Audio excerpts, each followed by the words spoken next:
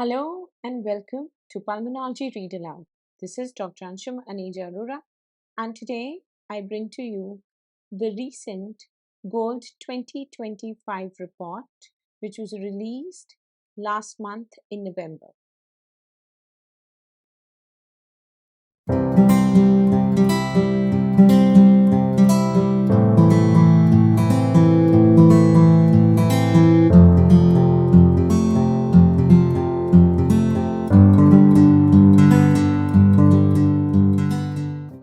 There have been a lot of changes in the GOLD report of 2025, and you would have seen this message circulating amongst various groups of the key changes and the summary of the GOLD report changes.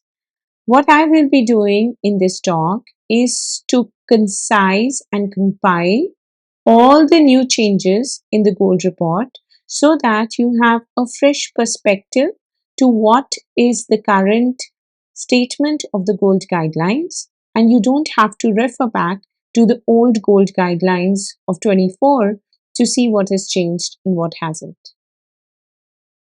So when you look at the key changes in the GOL 25 document, a lot of new references have been added. So we have new data, almost 164 new references being added to the document.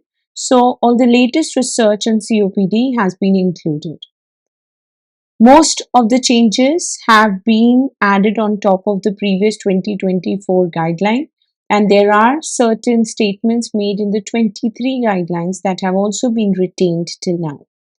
The major change chapter-wise is that one chapter on COVID and COPD has been totally removed. So now we have a total of 5 chapters. The first one talking about the definition, the second about the diagnosis, the third about prevention management, fourth on exacerbation management, and fifth on COPD and comorbidities. I will be talking about the changes as they come along. The aim of this guideline is to give a non-biased review of the evidence that exists for COPD and to talk about the treatment objectives, which are mainly symptom relief and reducing the further progression and adverse effects. At an individual level, the guideline of 2025 has clearly indicated that FEV1 alone is an unreliable marker of the severity of breathlessness, the exercise limitation, the health status impairment, and the risk of exacerbation. So do not use only the spirometric measures that you get in a COPD patient to determine what should be the course of action. It has to be a cumulative action. A patient with an FEV1 which has been around 40% may also do quite well, quite controlled without exacerbations, and a patient with an FEV1 of say 70 may not be doing that well with more exacerbation. So if you look at FEV1, it is not a risk factor for mortality or exacerbation or health status impairment. It just measures the lung capacity over a period of time. It's been noted that COPD is one of the top 3 causes of death worldwide, and it is the second leading cause of death in India. And 90% of the deaths in COPD occur in low and medium income countries. So it becomes more important for us than the countries abroad. If we talk about the COPD definition, nothing has changed over time. It is still defined as a heterogeneous lung condition with chronic respiratory symptoms, dyspnea, cough, sputum production, and exacerbation, with abnormalities of airways, which is bronchitis and bronchiolitis, so mostly small airway involvement, and or alveoli, so the emphysema component. So the smaller airways and the alveoli that causes persistent, often progressive airflow obstruction. They have retained the genomics as a pathophysiological cause of COPD. Genomics means that there are genetic involvements that have been noted, like the SERPINA1. There are environmental interactions that occur over a lifetime of the patient. And there is this lifetime which determines the damage to the lung, where there could be an alteration in the normal development and the aging process. So it basically means that whatever exposures happen over our lifetime, right from childhood, will decide whether COPD will develop or not. The most common environmental factors that have been noted are tobacco smoke, along with the toxic particles and gases from indoor and outdoor air pollution. So, the most common cause will be tobacco and air pollution. The diagnostic criteria have undergone certain changes this time. Now, the GOL guidelines mention that the symptoms or the exposure risk to risk factors determines that the patient has COPD. So, the diagnosis is determined based on that. But we must also have, along with the symptoms and the exposure history, a non fully reversible airflow obstruction with FEV1 on FVC being less than zero point 0.7. So they've used this fixed cutoff of FEV1 FVC less than 0.7 as we've been using for many years. But it has to be important to demonstrate that this FEV1 on FVC is less than zero point 0.7. They also mentioned that there may be certain cases where the respiratory symptoms may be there, the structural lesions may be there. For instance, you may see emphysema, you may see some air trapping, there may be physiological abnormalities. With the low FEV1, with gas trapping, with hyperventilation, inflation, reduced DLCO, all of these may be seen. And if you see all of this and you demonstrate that the ratio is less than 0.7, your diagnosis is confirmed. Now, regarding pre-bronchodilator spirometry, the criteria are similar to the last year's statement. Patients where you're using pre-bronchodilator spirometry, that is an initial test to investigate whether this symptomatic patient has any airflow obstruction. 2024 guidelines used to say that the post-bronchodilator is not essential if the pre is normal. Unless very high clinical suspicion, then only you will go ahead and do the post-bronchodilator. So if a person has a pre-bronchodilator ratio less than 0.7, you know that this is the initial test that is telling you that this patient has airflow obstruction. Now, once you do the post-bronchodilator, it does not stay less than 0.7. It rather improves and increases to 0.7 and above. Then these patients will have a risk of future development of COPD. They should be followed closely, but according to the guidelines, they are not the diagnosis of COPD. A post-bronchodilator value will not be done or essential if your pre was normal on the first case. Also, when you're suspecting COPD, you repeat this spirometry at intervals and confirm the diagnosis with a post-bronchodilator, which according to 2025 guidelines is very important and should be less than 0.7 as a cutoff. Now, this is the FEV1 trajectory over the life course, and this is really important. We often overlook it, but now because they have so much of stress on the lifetime risk of developing COPD, it's important to understand that our lungs are not fully developed at birth. They are growing and maturing until we reach 20 to 25 years of age. So this peak growth, which will happen till the age of 20 to 25, this has to be smooth. If there are events in this phase where the patient is exposed to toxic fumes or exposed to environmental triggers, the lung growth may be lower to start with. Now, normally there will be a short plateau, and after this peak and the short plateau, then finally there will be a mild reduction in the lung function due to aging. This should be the normal trajectory.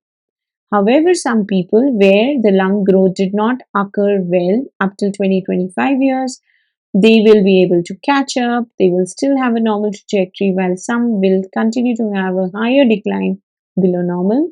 And if there is a growth failure, then this patient will develop COPD earlier and they will have premature issues. So this is taken from the Fletcher model.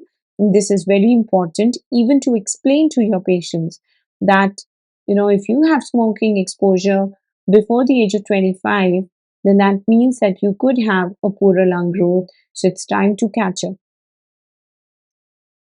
The other pathophysiological measure is about dysynapsis. So, dysynapsis really means that there is an anthropometric mismatch of the airway tree caliber relative to the lung volume.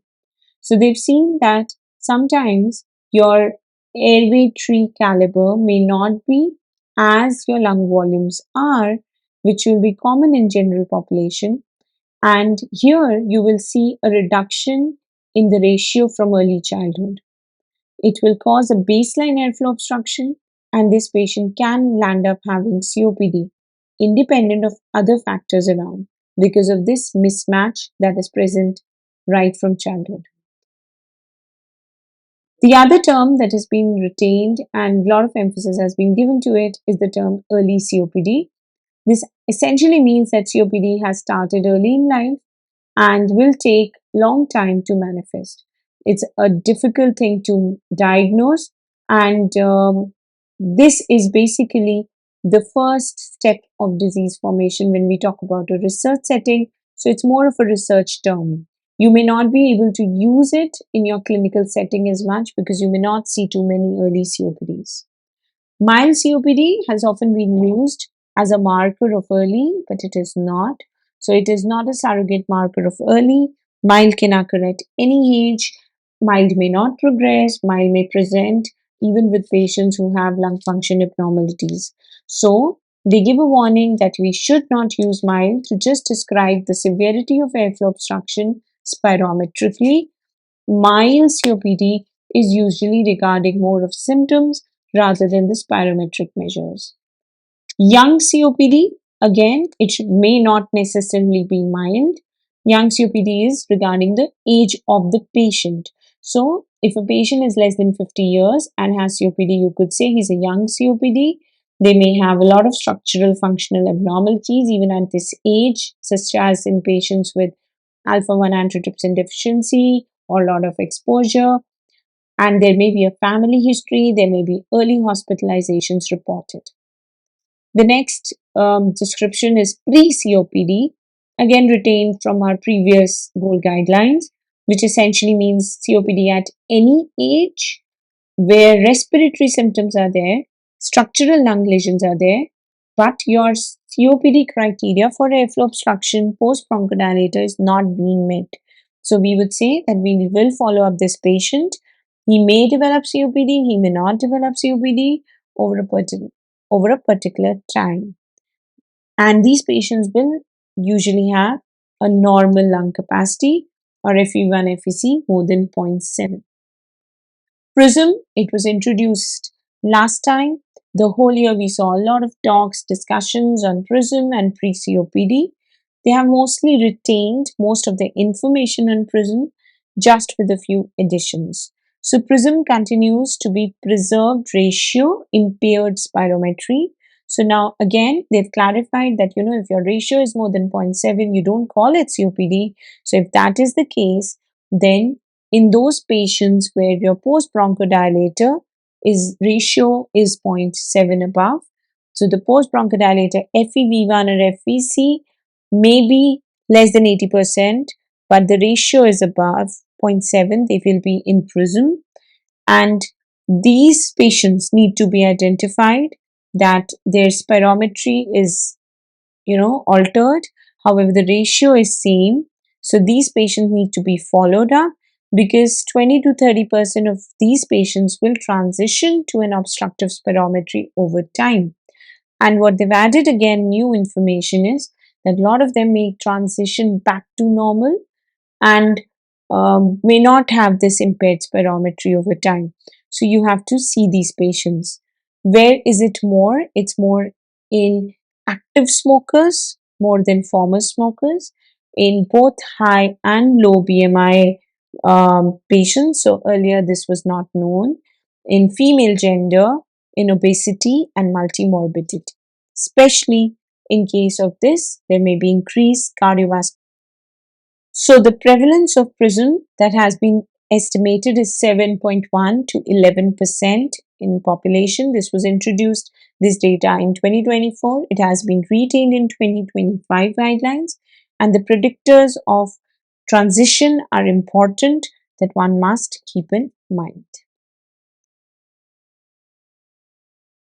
Coming to asthma, now we know that COPD, asthma overlap, COPD-A, ACOS, a lot of confusing terms have been introduced time and again, taken up and then taken back.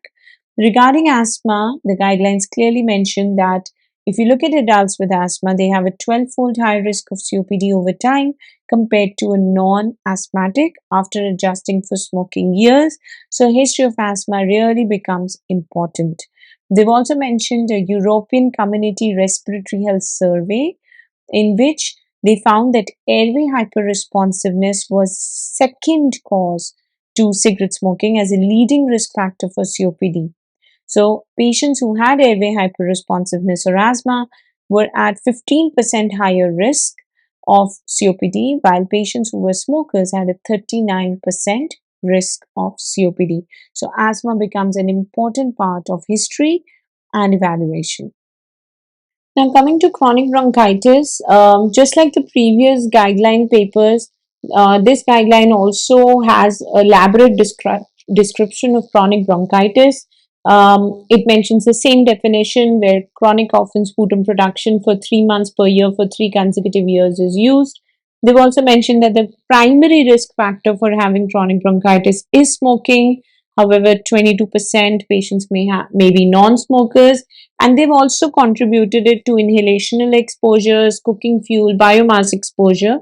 So they've dedicated a big paragraph on chronic bronchitis, and they've said that if you have adults less than 50 years who are presenting with COPD-like symptoms, chronic bronchitis may be more common. Now, the pathobiology essentially remains the same, like in the previous guidelines, so they haven't added much.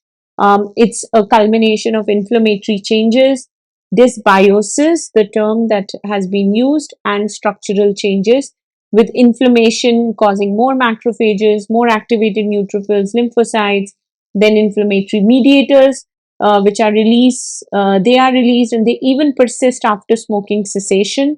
So there is an unclear mechanism, but definitely correlated, and how systemic inflammation and comorbidities and oxidative stress adds to it. Structurally, they say that because there's an imbalance between proteases and antiproteases, and there's a destruction of elastin, it causes peribronchial fibrosis, and there are these structural changes in COPD patients. Now, the taxonomy for COPD has essentially been the same like in 2024, where it was talked about COPD-G, COPD due to development, COPD-A, cigarette smoking C, F, biomass exposure, and infections. And this basically tells us that it's very, very important to rule out these factors, to ask them in history, so that we know what was the initiation of COPD like. The chapter 2, which talks about diagnosis and assessment, this one has some changes specifically in the form of changes in the flow charts, wherein there has been a little more detail. The clinical indicators for considering a diagnosis, that is the typical history. This is the same figure as in 2023. It hasn't changed much. They have also enlisted causes of chronic cough, which also essentially is same, just like 2023, the intrathoracic and extrathoracic causes, where again point to note is asthma, which continues to be a strong cause related to chronic cough, and in COPD patients it may be coexisting also.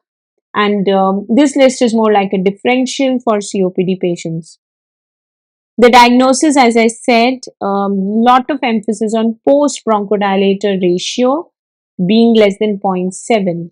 They do acknowledge that this ratio, keeping a fixed cutoff of 0.7, can result in overdiagnosis in elderly who may have a natural decline in lung function with age, and it can result in underdiagnosis in 1% of young adults, especially the mild ones, if as we compare it to using cutoff values to a lower limit of normal and using Z scores and other values. However, for ease of simplicity, they still retain the post bronchodilator cutoff as an important consideration to diagnose COPD. Now, if you look at the pre and post bronchodilator spirometry, this table is a new figure. So not a table, actually a figure. This is a new figure, which is very, very important. So let's look at this figure. Basically, what it says is that whenever you suspect COPD, you need to measure the pre-bronchodilator FEV1 on FVC ratio first. Now, if your patient has a normal pre-bronchodilator FEV1 FVC, which is more than 0.7, then he's not a COPD. The only exception is that you would suspect that no, this patient definitely looks like a COPD. The symptoms are very high, or the ratio is more than 0.7 with an FEV1 which is low. Then in that case, you may go ahead and do a post bronchodilator even if there is a normal pre-bronchodilator ratio. Especially if you think that after giving bronchodilator, this patient will respond with volume. For instance, a patient who has asthma also has a comorbidity. However, if you're looking at a ratio which is less than 0.7, which is pre-bronchodilator cutoff being met to say that this patient has obstruction, then you go ahead and do the post-bronchodilator. Now, if this ratio comes out less than 0.7, we have a confirmed diagnosis. But if this patient now reverts to a normal post-bronchodilator um, ratio, then it means that this patient is flow responsive. You need to keep rechecking the patient and do repeat assessment. Now, unlike the previous years of guideline, the pre and post bronchodilator FEV1 will not be needed for degree of obstruction. So, the degree of obstruction will not be determined using FEV1 because remember, as I told you in my first few slides, it is not a marker which tells us about severity, it's not a marker which tells us about exacerbation. So, we will not be using that to determine what is the degree of obstruction and diagnosis. Also, earlier the post-bronchodilator values were considered more appropriate in confirming a diagnosis always. And this is because they are more reproducible. So, and essentially also the post-bronchodilator helps you identify who responds with volume to bronchodilators. So, this is also a very important part. But now further understanding has been gained that when we are doing a bronchodilator, post bronchodilator value, it is not helpful to differentiate asthma from COPD. The pre-bronchodilator values are also reproducible. And so if your pre-bronchodilator screening turns out negative and you know that this patient has a normal ratio, then you may not go ahead and do post bronchodilator. So this discrimination that only patients who have asthma will have a change in post bronchodilator value versus pre does not exist. It may respond, it may improve. It's not absolutely that there will be no bronchodilator response, but the ratio still should stay less than 0.7 is the point that the guidelines make. There have been certain places where this has not been taken with good regards, where we talk about how post bronchodilator testing may not be possible in all settings. It may be time consuming. So what they've done now is, because post bronchodilator may be difficult in certain scenarios, they've started using pre bronchodilator to investigate whether this symptomatic patient has airflow obstruction, and if we have suspected it and found it, then we will do the post bronchodilator. So I hope this is essentially clear. So pre-bronchodilator ratio will talk about whether obstruction is there. Post-bronchodilator will tell us the volume response. And if it is normal post-bronchodilator, it's telling us that there is a risk of future development of COPD. We'll follow them up. If it's low, we know that this is COPD. And one more change is that FEV1 pre and post-bronchodilator, the value of FEV1 will not be needed for determining a degree of obstruction because it varies in a single patient also over a period of time, and it does not differentiate from asthma. It does not tell us about the long term prediction for treatment. So another thing that you have to remember that these guidelines have stressed is it is not necessary to stop inhaled medication before obtaining spirometric measures in follow-up. Now, this is something that all of us do. So, essentially, what it means is that if your patient is controlled on treatment with the bronchodilator, you need not stop it to check again for his lung functions, because that again, leaving the bronchodilator, not taking it, may not be feasible and it may interfere with the results. Then a very highly debatable topic that has been addressed in the guidelines is whether we should use lower limit of normal versus Z scores. Now, this essentially the data comes from a study in Sweden, and so what they've mentioned is that using lower limit of normal versus Z score depends on the reference equations that you're using. If you're using GLI, the Global Lung Initiative references, this is based on pre-bronchodilator measurements. But now we are seeing that post-bronchodilator is extremely important if we are confirming COPD. So even in mild COPD patients, post-bronchodilator is more helpful. So here, if you use a fixed ratio based on a particular reference equation, you may misdiagnose or you may overtreat the patient. And so in that case, you would prefer to look at the Z scores, or rather look at a fixed cutoff. So therefore, they have said that if you have a young patient, less than 50, with repeated ratios which are coming more than 0.7 on using your equation, then you could use a Z score and see what will be the patient's prediction be like. And then you can compare with lower limit of normal versus Z score and then see that which one helps us diagnose it better. The guidelines still recommend GLI. They still ask us to use that, but they also acknowledge that there hasn't been a uniform distribution throughout the world when we talk about Global Lung Initiative reference equation.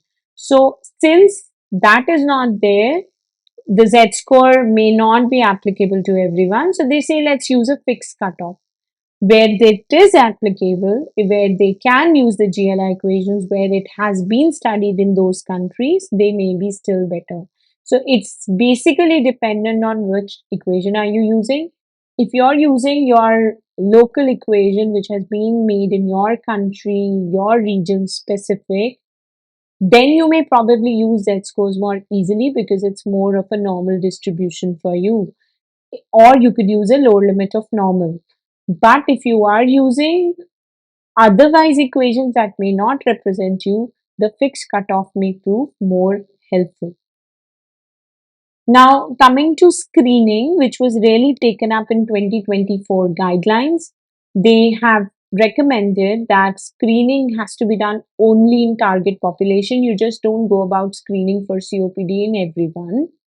The data that they've used is through United States Preventative Service Task Force, USPSTF recommendations, which says that you should not screen COPD in asymptomatic adults, but if the patient is at risk, you must screen him. Also, you should do an annual LDCT of the chest to assess lung cancer risk much earlier. So if it's a 50 to 80 years age group with more than 20 pack year smoking history, you would do an annual LDCT. Also, when you're looking at those candidates who are undergoing screening for lung cancer, spirometry should be simultaneously done annually.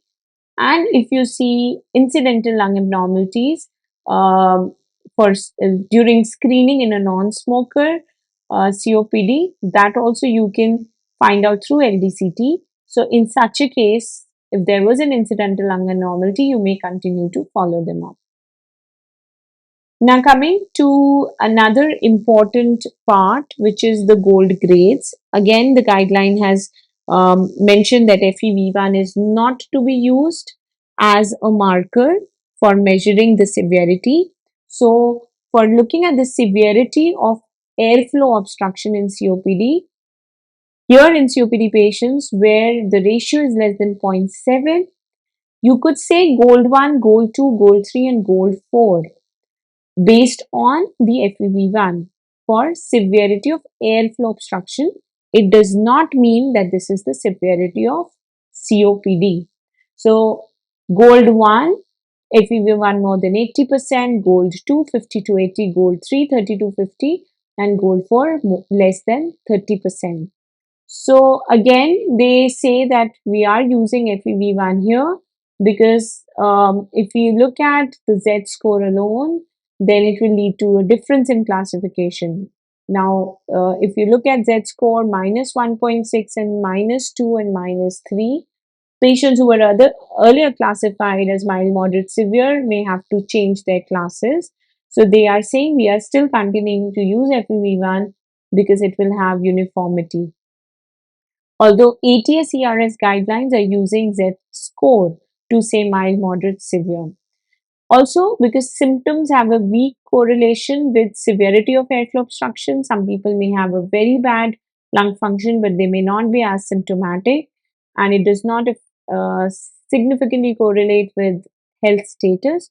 So again, there is a question whether FEV1 should be continued to look for grades of severity. So call it GOLD grades, GOLD 1, 2, 3, 4, rather than mild, moderate, severe COPD.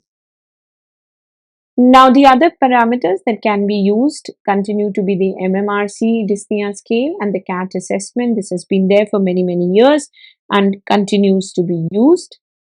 Another marker, or I would say biomarker, that has been talked about a lot is the eosinophil count. They recommend the use of blood eosinophil count to guide inhaled corticosteroid use because we know it affects eosinophilic inflammation and reduces exacerbation.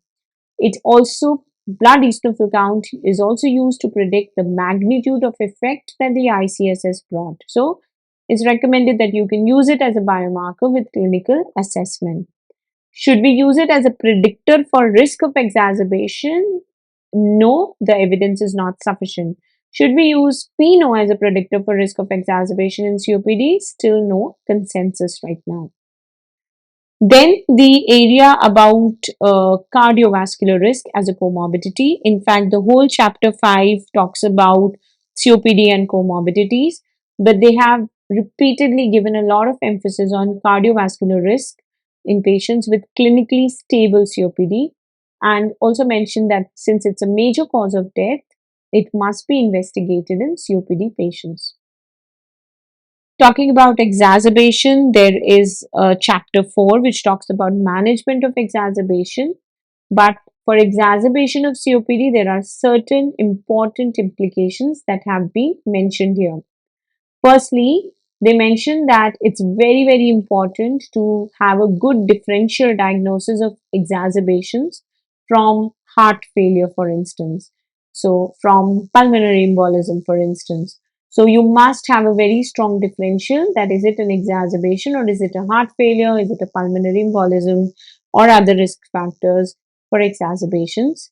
Secondly, they have also advised that markers of exacerbation in cardiovascular disease like the troponin levels, the proBNP levels to see for heart failure, you may continue to use it in your exacerbation. So when a patient comes to you with a COPD exacerbation, you could start writing a troponin test and a proBNP to see whether it has a heart failure component also. And although the proposal for this, the evidence behind it is weak, but they said that since mortality is largely cardiovascular, so if you have these available and if you have these abnormal, then you must guide further measures. Currently, they say that you cannot support the routine use of preventive cardiovascular treatment, say a baby aspirin, as patients say, or an encosprin aspirin dosage of 75, either during or following an episode of exacerbation of COPD. But again, this will have more research. Probably we will have this in the future. And they also say that one problem with a lot of COPDs is that beta blockers and statins are not given to them. Beta blockers for fear of increased symptoms are not given. So they say that if beta blockers and statins need to be prescribed following the cardiovascular indications, and only for the cardiovascular indications. Where if we talk about other stable patients, no cardiovascular indications, they may not show any benefit. And if a patient with COPD has, for instance, heart failure and needs a beta blocker, we should not deny it just because he is a COPD. And finally, they say that prevention of exacerbation is already a main goal of COPD treatment. So the increased cardiovascular risk that patient has, that has to be taken into great concern, and you should also try to reduce their risk of cardiovascular risk to prevent the exacerbation as such.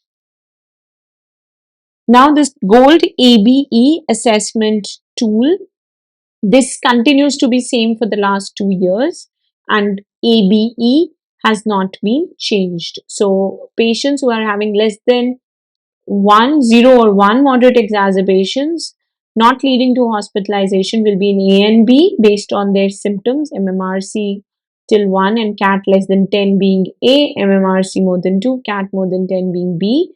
And patients who've had hospitalization more than one time or more than 2 moderate exacerbations will be in E. Gold 1 continues to be FEV1 more than 80, 2 50 to 79, 3 30 to 49, and 4 less than 30, and post bronchodilator ratio must be less than 0.7.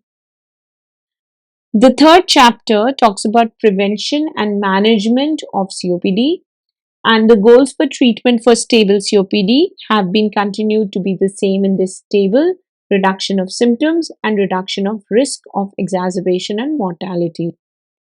The management of COPD, the figure mostly stays the same, where they talk about how one must diagnose and assess, adjust, and review the treatment. So the initial assessment should be which GOLD stage he is, what is his exacerbation history, probably have an ABE assessment tool, manage him with smoking cessation, vaccination, pharmacotherapy, adjust the pharmacotherapy and non-pharmacological therapy, and review the patient and have a action plan. Now, this is a very important new figure that has been added in this year's guideline statement, which talks about management of patients on LABA and ICS.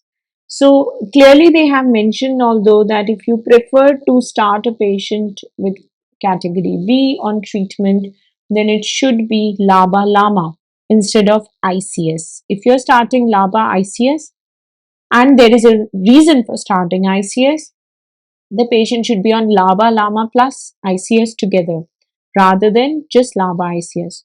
So this table also mentions something new, which is the risk categorization based on exacerbation. So if your patient is on LABA ICS and is not taking any current, he's not giving any current exacerbation history, he's responded very well to treatment, there are no symptoms, you may continue treatment with a lower dose of ICS. But if the symptoms are high, as I said, you escalate to LABA-LAMA ICS. Now, if the patient does not have any relevant exacerbation history, we must remove the ICS, so just make it LABA-LAMA. If the patient has exacerbations, we need to check the eosinophil counts. More than 100, go to LABA-LAMA ICS, otherwise switch him to LABA plus LAMA. There's also the same table as in 2024 of reduction of risk factor exposure, where smoking cessation has to be actively pursued, and we must, for patients who have biomass exposure, tell them to have non-polluting cooking stoves, etc., and also advise our patients not to be exposed to potential irritants. So smoking cessation is really important, and the same as in 2024, they've asked for counseling every patient, practical counseling, social support, and you could start first-line pharmacotherapy in the form of varenicline, nortriptyline, nicotine patches, nasal sprays, etc., based on patient's preference. They've also retained the table on advise to quit, ask, advise, assess, assist, and arrange, And this should be done preferably at every level the patient is meeting you.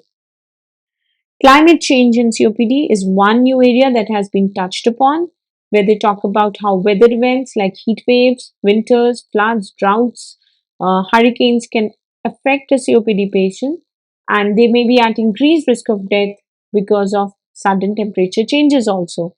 So we have to be careful and we have to give a lot of emphasis on climate control in the patient surrounding. Vaccination, this table has changed a little. It has been updated with the latest vaccination recommendation, which includes RSV vaccination above 60 years or with chronic heart or lung disease, and the DTaP vaccination for pertussis, for COPD. Zoster vaccine has also been added. The yearly influenza, the SARS-CoV-2 vaccine, and the pneumococcal vaccine continue to be there of higher up on the list. But when we talk about PCV vaccine, PCV 21, one dose or one dose PCV 20 as available as recommended has to be used. Now coming to the table on initial pharmacological treatment of patients with COPD. So this again, as I said, the group A, group B and group E continues to be retained. The crux is that all patients in group A have to be given a bronchodilator based on its effect on breathlessness. You want to use a SABA or a LABA, that is based on patient symptom. But if it's very occasional breathlessness, then you could use a SABA, otherwise you can use a LABA. And if there is a benefit on using this, then patient continues it. Now, group B patients to be initiated with LABA plus LAMA, no role of giving a single bronchodilator. There are randomized trials which show that less than one moderate exacerbation in the last year with a CAT of more than 10, then this LABA-LAMA is much superior to LAMA alone. So, you would preferably give LABA-LAMA.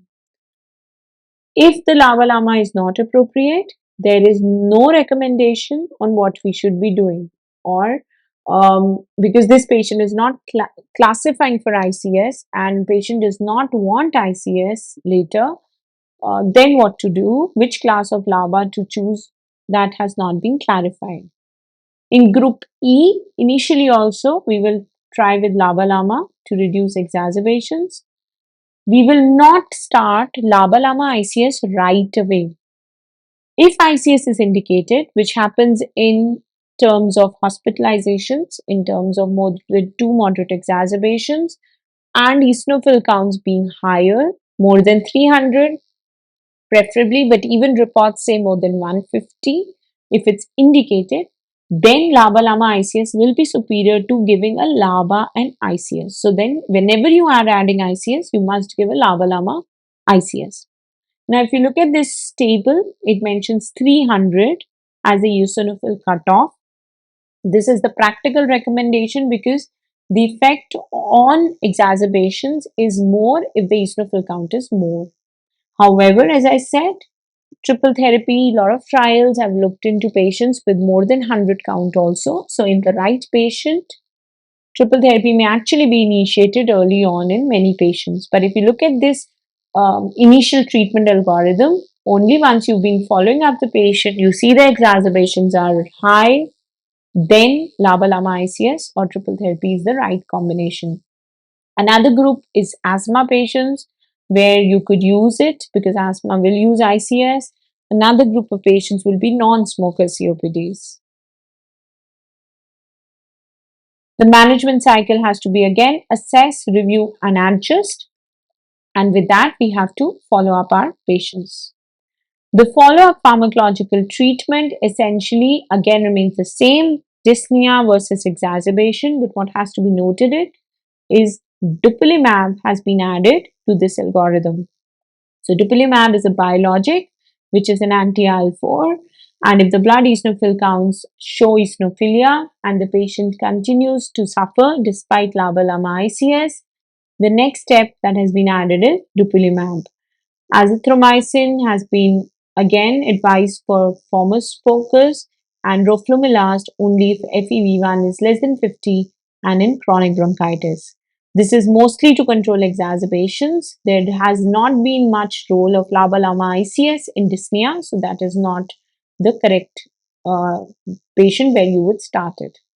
So it's important for maintenance treatments, and if the eosinophil counts are less than 100, your patient is on LABA/LAMA, still exacerbating, not smoking currently, then you could give azithromycin. FEV1, if it's less than 50, and if you have chronic bronchitis symptoms and prior severe exacerbations, you could add roflumilast.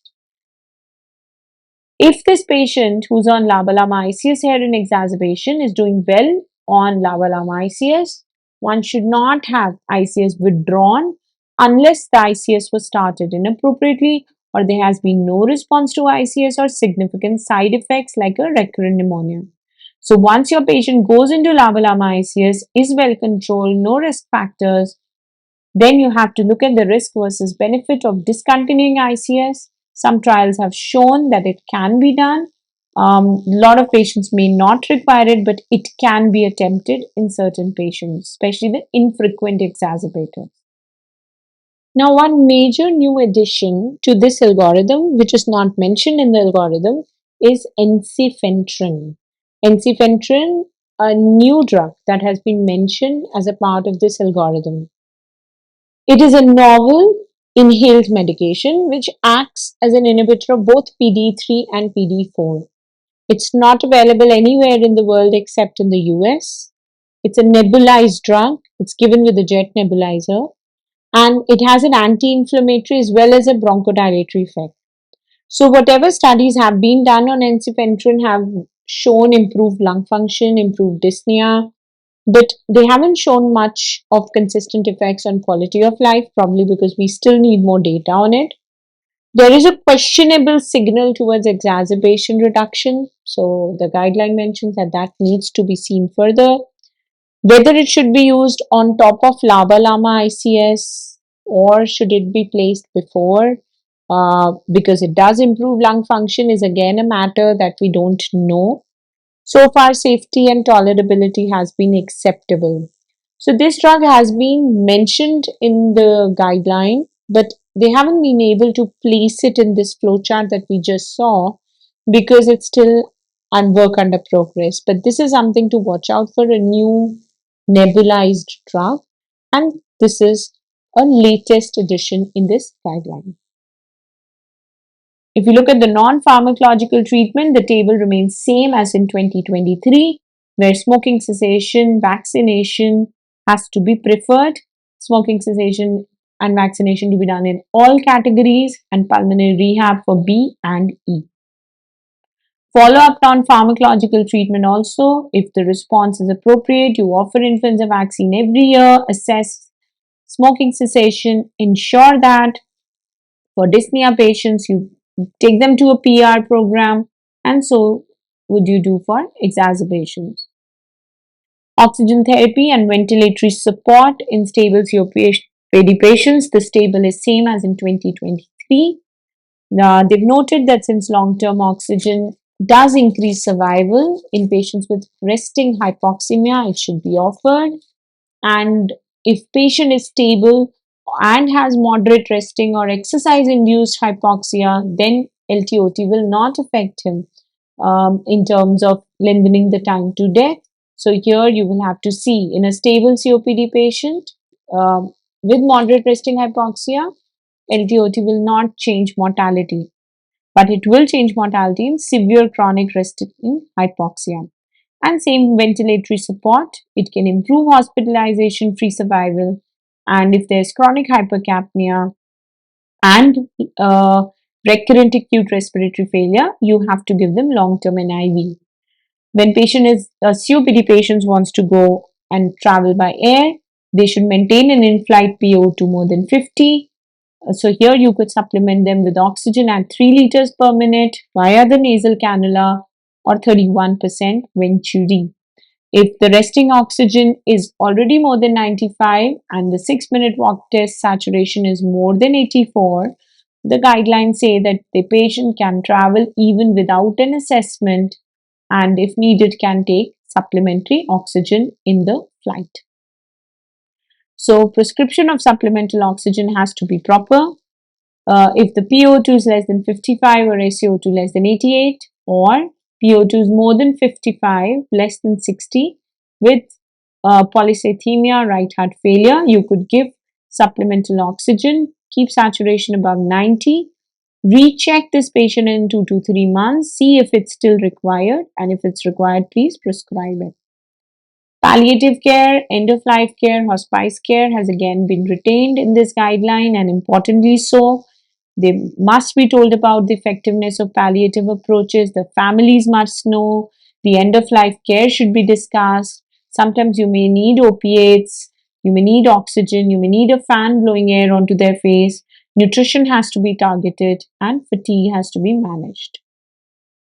When we talk about a reduction in mortality with pharmacotherapy, LABA-LAMA ICS rules, the RCTs support that single inhaler triple therapy compared to dual therapy reduces risk of exacerbation and mortality, as evidenced from the ethos trial and the impact trial also hinting towards mortality benefits. In the non-pharmacotherapy, the same smoking cessation, pulmonary rehab, long-term oxygen, non-invasive positive pressure ventilation and lung volume reduction surgeries have shown to reduce mortality. This table for the maintenance medication in COPD remains same. There have been no new additions here. With this, I would conclude this part of the COPD 2025 GOLD Guidelines review. In the next part, I will be talking about more on pharmacotherapy, maintenance medications, bronchodilation, anti-inflammatory therapy, including ensifentrine and dupilumab that has been recently introduced, and talking a little about exacerbations. So thank you very much for being here with me, and I'll see you with the next video.